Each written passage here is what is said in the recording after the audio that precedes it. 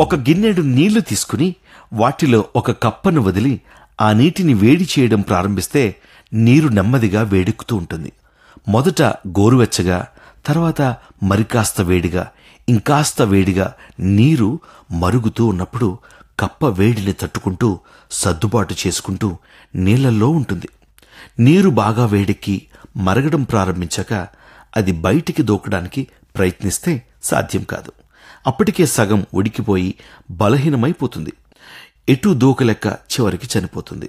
ఇంతకీ కప్పను చంపిందేమిటి ఆలోచించండి. వేడి నీళ్లే కప్పను చంపాయంటారా?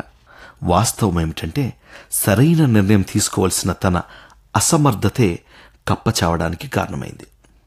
మనము ఆయా పరిస్థితుల్లో ప్రజలతో మమేకమై ఉంటాం. కానీ ఎప్పుడు ఎటు తప్పించుకోవాలి, ఆయా విషయాలు ఎదుర్కోవాలో మనకి తగిన జ్ఞానం, సామర్థ్యం అవసరమై ఉంటుంది. ఎన్నోసార్లు మన చుట్టూనున్న సమాజం, మనుషుల వల్ల కొన్ని రకాలైన ఇబ్బందులు ఎదురయ్యే అవకాశం ఉంటుంది. అట్టి ప్రతి పరిస్థితి నుండి తప్పించుకోవడానికి తగిన సమయంలో నిర్ణయం తీసుకోవాల్సి ఉంటాం. శక్తి కోల్పోయి జీవితం పూర్తిగా చేజారిపోకముందే జ్ఞానం తెచ్చుకోవాలి. సమస్త జ్ఞానం దేవుని వద్ద నుండే వస్తుంది. తనకు లోబడే ప్రతి ఒక్కరికి అవసరమైన జ్ఞానాన్ని, నడిపింపును దేవుడు దయచేస్తాడు.